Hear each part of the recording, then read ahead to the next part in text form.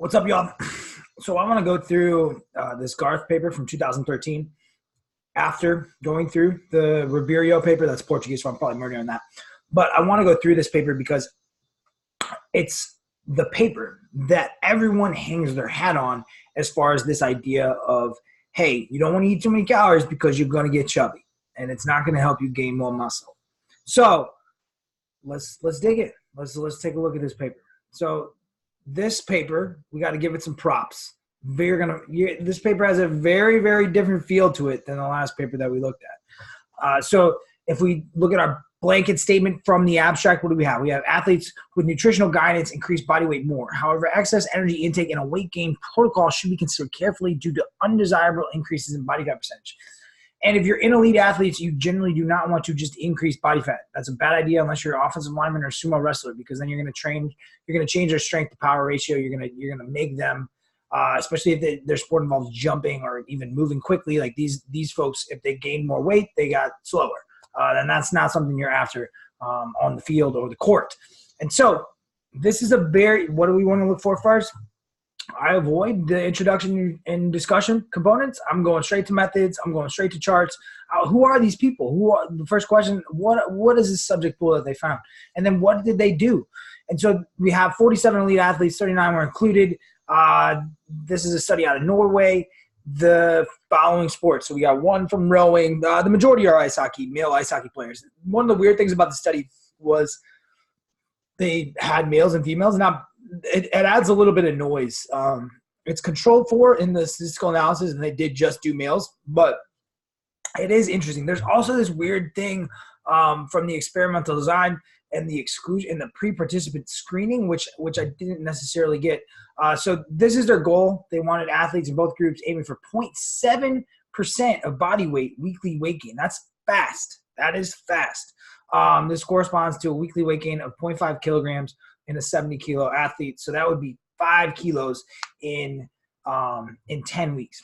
And so then they had this weird thing, desired weight gain of 4% of body weight. So I think this is pre-participation screening. I don't get this. But it looks to me like they had a larger subject pool, and they just took the people that gained more than 4% of their body weight in that time. So who are these subjects? They have very, very different than our prior group. They're lighter, significantly so. So 70 kilos, which is pretty little. This group had 11% body fat, and remember, males and females are together. This group a little bit heavier, almost 10 kilos heavier, almost 10 pounds heavier, 5 kilos heavier, and they were a little bit fatter. And so there's a couple big things that jump out to me in this study. I love the nutritional arms of this study. I really, really do. But if you've ever worked with collegiate or pro athletes, athletes of this caliber and with this amount of sports-specific training load, look at their training per week. It's nuts. During the study, they were almost at 17 hours per week of training. Combine that with 5 to 6 hours of resistance training, you're almost at a full day of just training. So the logistical part of this is going to be big. Also, you need to. This is my biggest hiccup with this study. So you have an uncontrolled concurrent training model. Their experiment, their strength training was pretty solid. It was an upper lower split, pretty solid volume, like 12 sets per week. And they were in hypertrophy zones. No qualms about that. My qualms are how much these guys are not trained. I would classify them as novices, maybe even newbies, like FFMI of 18 to 20s. Not jacked, but obviously good at their sports. And so that means they have a ton of runway from a muscle mass perspective. But these subjects, on average, the protocol lasted about 10 weeks, 9.9 weeks in these subjects. And so they gained this group, if we look down. So here are the two groups that they're comparing, which is kind of confusing for a lot of people. They had this nutritional counseling group, which was a much, much more cognitive oversight over this group. They used scales, they had nutritional interventions, they met with them. So as far as subject burden, as far as cognitive oversight, this nutritional counseling group had way, way, way more. And they did better in terms of meeting the goals of the study. The ad libitum group was just told, hey, eat more, eat to gain weight. And they were not as successful. So that, a couple big takeaways from the study. That would be my biggest takeaway from if you are a strength coach in the collegiate or pro setting. If you want somebody to gain weight and you really want them to be successful, you're going to need some level of intervention. And the more intervention you can get, the better. The more external, the more cognitive oversight you can get over the food, the more likely they're going to be successful because of their lives.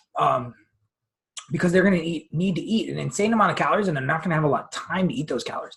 So the ad libitum group did not receive any nutritional counseling before or during the intervention. So they're just told, hey, eat more, eat to gain 0.7% of your body weight, or half a kilo per week, which is a lot, about a pound, 1.2 pounds per week. So here's the biggest rub is this 6.7 hours per week of concurrent uncontrolled training. We have no idea what was going on. We have no idea how many calories they were eating, nothing. Athletes were supervised in the gym, so they were probably getting after it. But how much were they really getting after it? Also, they have DEXA, which is a lot better than skin fold measurements in some weird equation. So this is a better body comp measurement, the best that we have, arguably. It would have been interesting to get skin folds or ultrasound site measurements on these guys. But here's their diet. You can see the nutritional counseling group did better. This is also a 24-hour recall. With the amount of training volume that these guys are doing, that seems like extremely underreported, maybe even on both ends of the spectrum. I would expect these guys are under eating a little bit. And so, or they're underreporting how much they're eating because they did gain weight. So here you can see when doing the analysis without data from the females, the results did not change significantly. But here's the big results table. And this group gained a little under 3 kilos, so about 5 pounds in 10 weeks. So they averaged about half a pound a week, 2 pounds a month. So pretty solid, right where you'd kind of want to be from a weight gain perspective. And then this group gained not as much. So they only gained 3 pounds, hard to measure, 2 to 3 pounds in the 10-week protocol. And all of that being muscle. So this is the big finding. This is why this is touted. This is why it's talked about. But let's really think about it.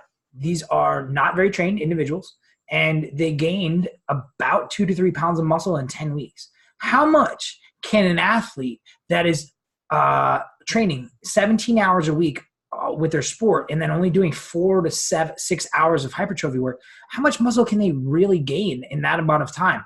Which is my biggest beef with this study. My hypothesis is that these guys just tapped out their ability to gain muscle. So calories weren't the limiter. The limiter is just they're athletes without a lot of time and training their asses off. Like, that's the limiter here. So is calories. So these guys have topped out the amount of hypertrophy they can put on.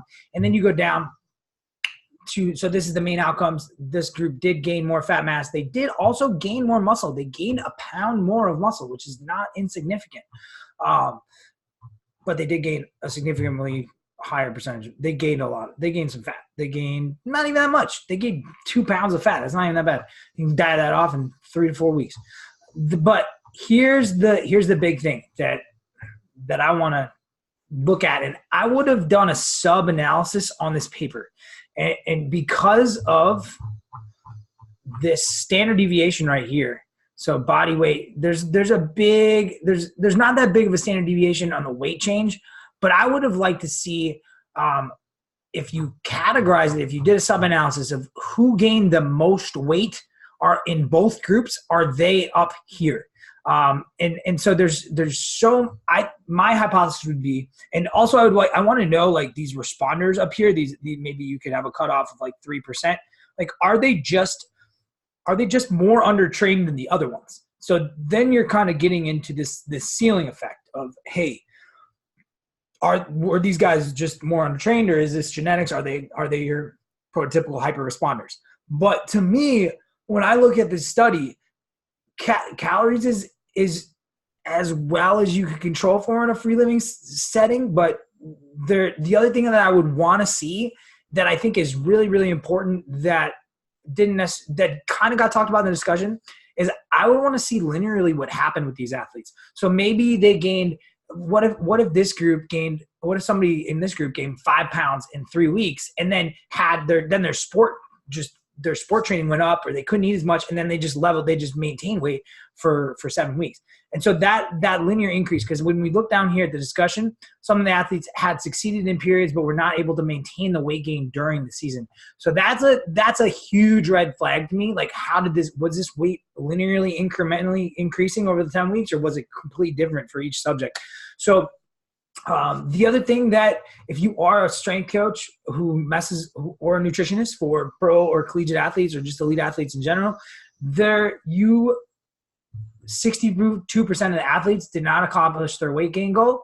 So that means 48% got it done. And then if you look at the just telling athletes to do stuff with food, only 6% accomplished the weight gain goal. So not good. Just from, hey, you can't just tell athletes to do stuff with food and think that they're going to get it done. Not going to happen. This kind of resonates with me because I've worked with a lot of these athletes, and the biggest thing sometimes we get lost in the nuances of this, but most of the problems for them are logistical. It's, how do I get this amount of food in and the amount of time that I have to live? How do I do it if I have a family?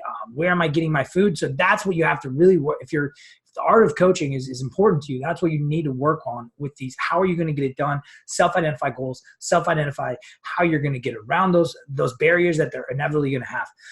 So feedback from the abdomen indicated that they found it challenging to increase their energy intake. Yeah. So remember, the human system is going to guard weight gain just as much as it guards against weight loss. Maybe not just as much, it's going to be less of an effect, but still, and it's going to be different in everyone, depending on genetics and probably also fetal microenvironment. The nutritional counseling group indicated that they considered the meal plan and nutritional guidance a great help compared with trying to increase their body weight by themselves. It was occasionally hard to eat the calculated amount found within the tight time schedule. So that to me is, we have to review. We have a interesting population that is relatively heterogeneous, relatively untrained, and they have a ton of training on top of their work in the weight room, and they gained a significant amount of muscle mass. One group gained a significant amount of fat, but they did gain more muscle. But my biggest question is this just the max amount of muscle that these subjects can gain with those other demands on their life? We don't have sleep. We don't have stress. We don't have a lot of other things. This is what we do with studies. Oh, we don't have this data. We don't have this data. So the sleep guys asking for that sleep data. And then the stress guys, oh, what about their stress? What about, what was their psychological burden during this time? So everybody wants to see more data, but this is a solid study. It's fun to review this study. I don't think that we can use it in the way that we've been using it as a blanket statement. This is a very, very, very different question. If in highly trained athletes. And so that's all I got. If you have any questions for me, just load them up and I'll try to get to them.